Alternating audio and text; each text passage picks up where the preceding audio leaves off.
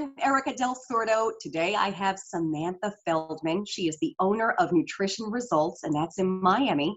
She's a registered dietitian, certified diabetes education. She's certified in diabetes education. And Samantha has her master's in exercise physiology. So what does this have to do with everything happening today? Everything, because we're all stuck in our homes and we need to lose weight. Hi, Samantha. How are you? Hello, I'm good. Thank you so much, Erica, for having me. Oh, you're welcome. I am so happy that you are here. This is what everyone really wants to hear about because, again, as we've been discussing, everyone's stuck at home and no one really knows, well, how do I manage my weight? Because now you've got a bunch of junk food in the fridge, right? And that's what the kids want. And maybe not you, but most families out there I'm hearing from, they're stuck with all the junk food that they got from the stores. So how can folks really manage their weight at a time like this with the coronavirus out there? And I know that you've got that certification in diabetes education with someone with diabetes. How are they managing, or how can they manage their diabetes with limited resources, with limited food out there? Okay, that's a great question. It's a great topic. And yes, this is crazy times. It's very interesting because as much as there are many negatives in this situation, there are actually many positives as far as working on nutrition, working on exercise, working on weight loss, working on improving blood sugar. Some of the positives are we're eating out a lot less, and restaurants can be a big contributing factor as far as gaining weight, being at weights higher than we'd like to be, having blood sugar higher than we'd like to have it. Meals in restaurants can be very high in calories, high in fat. The portions are large. When we go to restaurants, it's like an event. It typically involves wine, drinks, appetizers, entrees that are larger than we want, dessert after.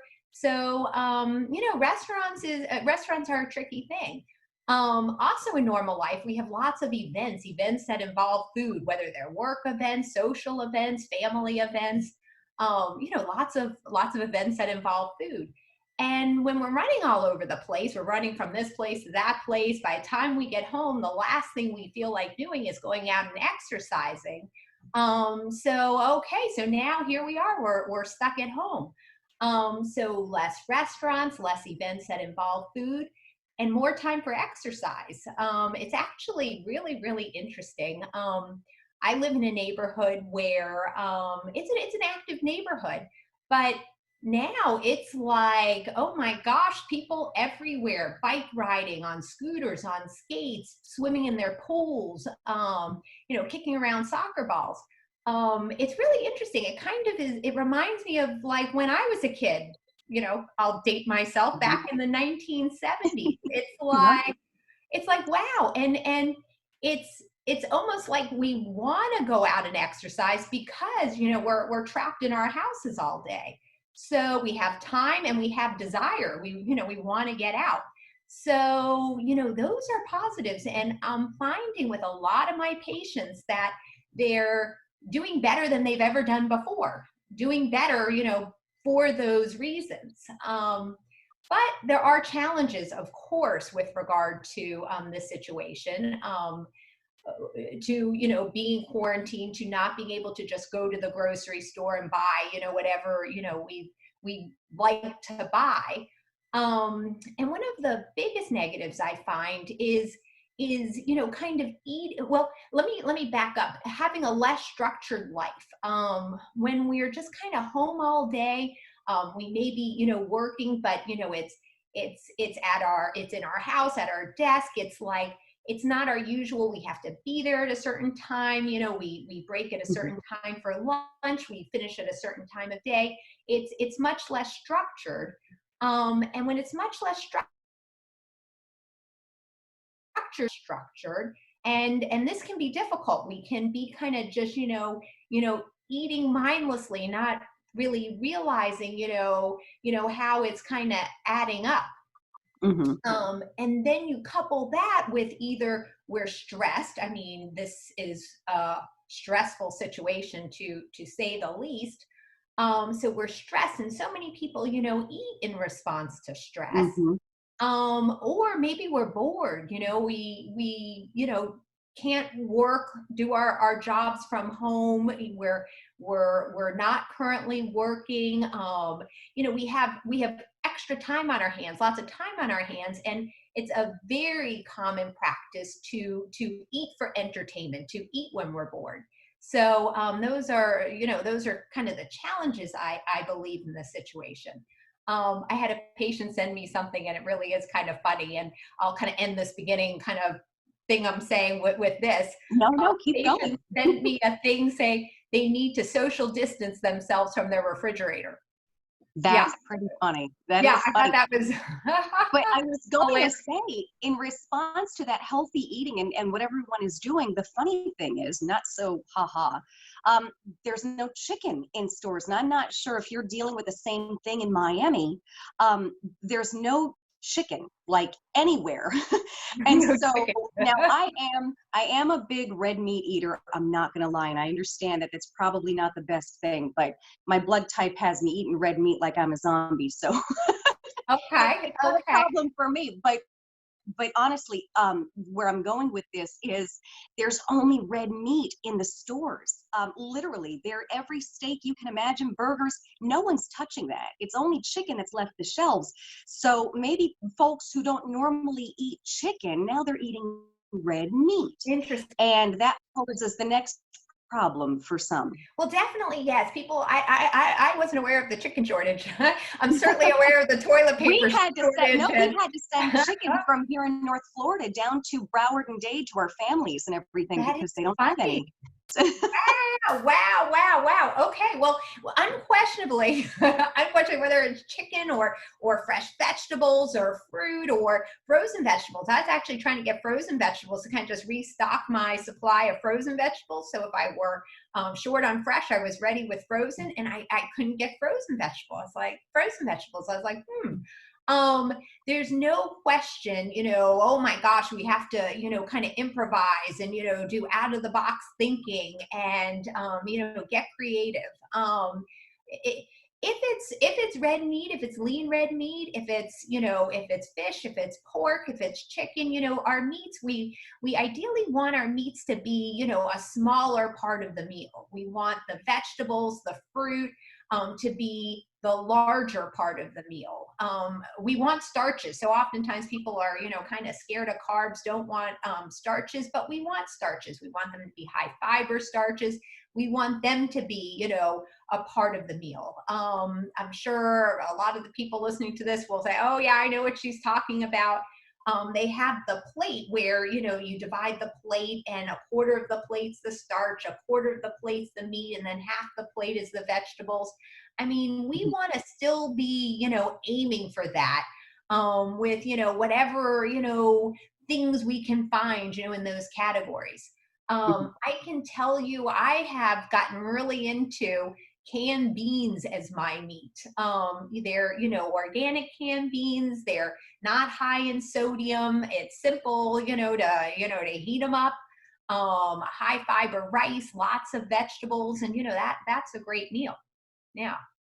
That's much better than red meat. But like you said, lean meats are not bad. I think No, reaching for a no. ribeye steak is probably a The little worse fattier than going for a cuts, lean meat. yes, that's what we want to watch out for. But if it's lean red meat, if it's lean pork, it's interesting. People will think, it's chicken. But if you're eating the skin on the chicken, if it's, the darker meat, not that some dark meat can't fit, Right. then it's not necessarily healthier than the red meat.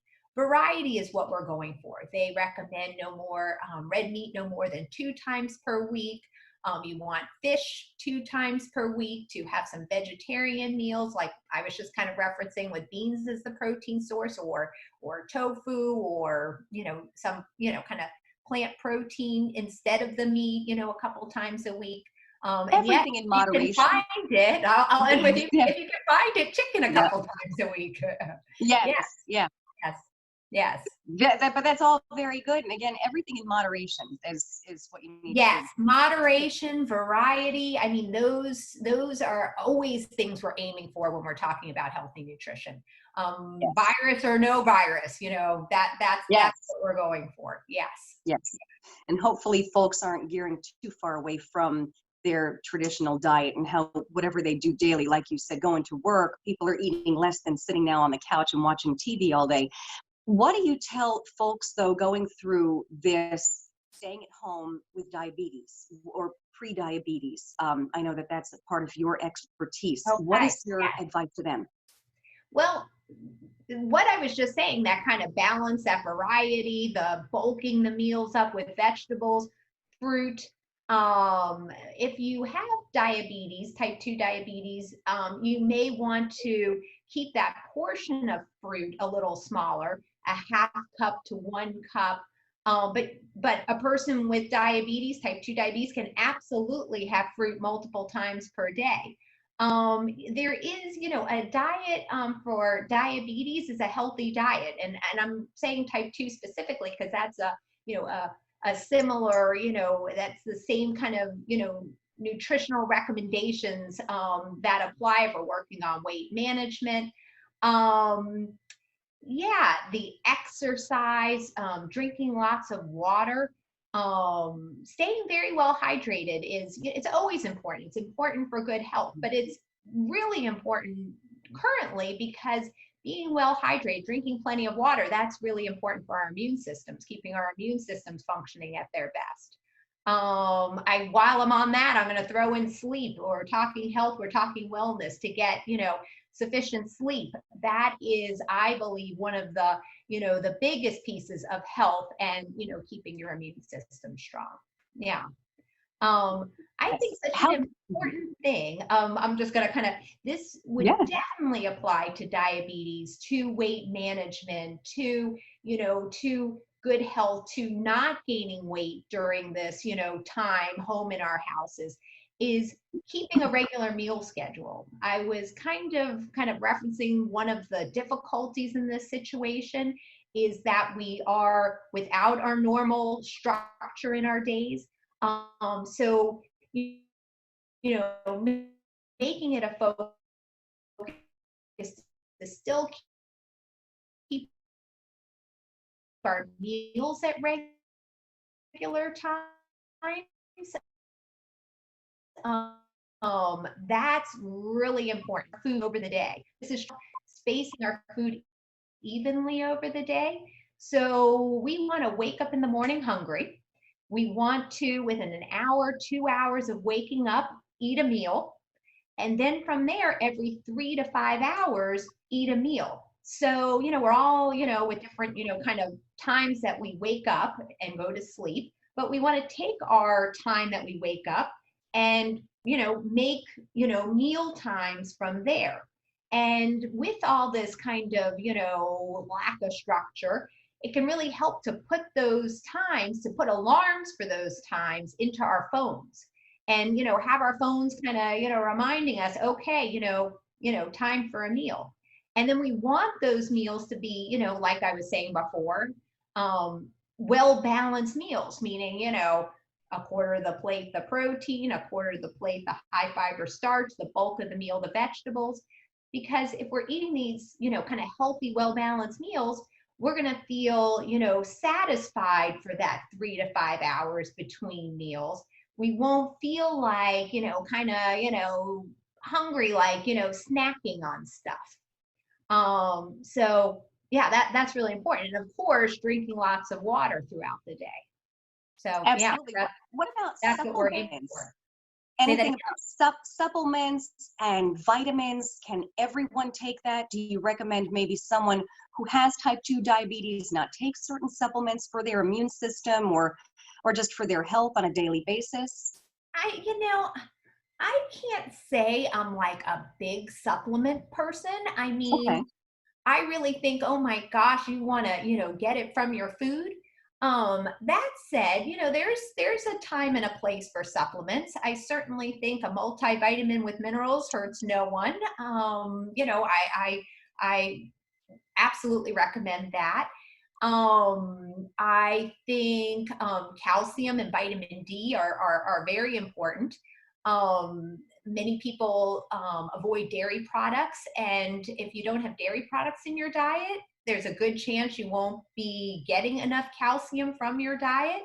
And then a calcium supplement is important. So many of us nowadays are vitamin D deficient. That's definitely something that a person, wants to have checked. And if they are in fact deficient in vitamin D, a vitamin D supplement is a fabulous idea. Um, Vitamin C and zinc, those are very good for the immune system. Now, granted, good luck finding those. I laughed. I buy like a vitamin C powder that I put in water for my boys, and whenever they're kind of feeling like they're coming down with something, I give it to them, and oh, that vitamin C powder was nowhere to be found. Um, yes, See that flying off the shelves. but yeah, but you can really get a lot of things from foods, and it's your fruits and Yeah. vegetables that are going to be your best sources, of Mhm. a lot of these vitamins and minerals, especially your Okay. really bright colored ones, your purple ones in particular, like your blueberries and your blackberries and your raspberries, and the red cabbage. Those are foods I that are love all of those. I love really all of those.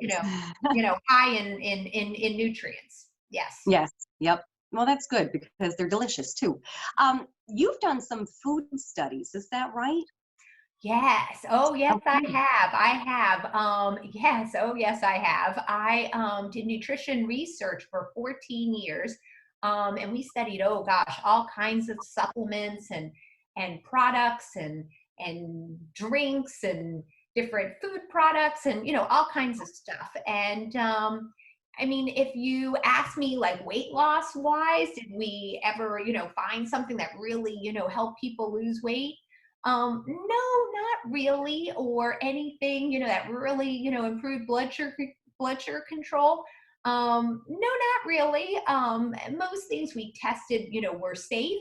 And what was really interesting is most things work. But the problem is most things don't work better than placebo, which is a very interesting thing and a very positive thing. There is power in placebo, and sometimes taking something really helps a person to get in a mental space to be able to do other things that help make the change they're looking for happen. And then the Mhm. power of the mind is incredibly powerful. So yeah, no. So anyway, that is kind of in a in summary what I learned with my 14 years of research. Yeah. Okay, that's a lot of research. It's good stuff. What sites would you send people to? Where can they go, maybe find how to eat better, some nutrition stuff? There's certainly your website if you'd like to give that out. Where else can Sure, people go? sure. My website doesn't necessarily have like nutrition information on it. It's more all about my program, and it has some testimonials.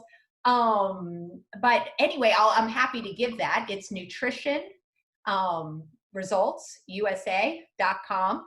And I'm happy too to have anyone email me who has a question, and my email is Samantha at nutritionresultsusa.com. But let's see here, actual websites. There's a lot of good stuff out there. Hard for me to just, bring one up. Um, there's a lot of good stuff out there. What you're really looking for when you're kind of reading things on the internet is that they're research based, and you'll be able to tell if they're research based. They'll have the list of sources at the end, or after they kind of say something, there will be the source. Yeah, that's what you're looking for. And then of course, if it's something put out by a national organization, you can trust that too. But there's definitely, really good information out there. I laugh, a lot of times my patients ask me a question, what do I do? I Google, and I just, look, for the credible sources. It's unbelievable, the nutrition information out there. But saying that, I have to follow it with, there's incredible information out there, and then there's false information out there. So a person does need to be careful. Yeah. Okay. Well, what I'll do is when we post this, I'm going to put your email up just in case anyone has any questions, would like to run something by you. I'll put your website up and any other links that we mentioned. You want to add anything else? Of course, we've mentioned the lots of water and sleep, and I think that's what a lot of people need right now, especially with the coronavirus happening and everyone staying home and not eating well. If I have to say four things, like four words, I guess I would say those three. Sleep. Which three did you say? Sleep, water. Sleep, hydration, water. Mm-hmm. Okay, I would definitely say vegetables. Okay. And I would say walk. I would say. I like it. Yes. I love all those things. Those are big ones. Big ones. Yes. No. Oh. And before this started, during this, after this, those are, very, very, very important things to do for good health. Yeah. That's a perfect way to leave this off. I can't thank you enough, Samantha. Thank you. You can view this podcast and all my others at erikadelssordo.com. Again, I'll have all of Samantha Feldman's links up. This way you can go there.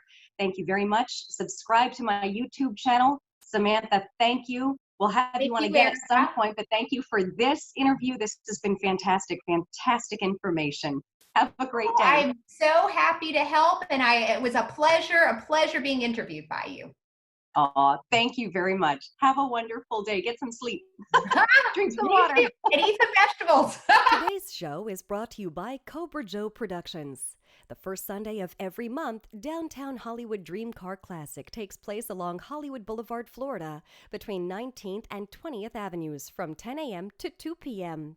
The Dream Car Classic features dozens of classic cars, trucks, exotics, and other one-of-a-kind vehicles on display. Attendance is free for spectators. Free face painting for kids of all ages. See Cobra Joe Productions' Facebook page for more info. Thanks for listening to Today's Talk with Erika. Join me next week for another discussion with the experts who help make life easier. Please visit my website, erikadelssordo.com, where you'll find all of my social media platforms and more. And be sure to subscribe to my YouTube channel. Once again, thanks for listening.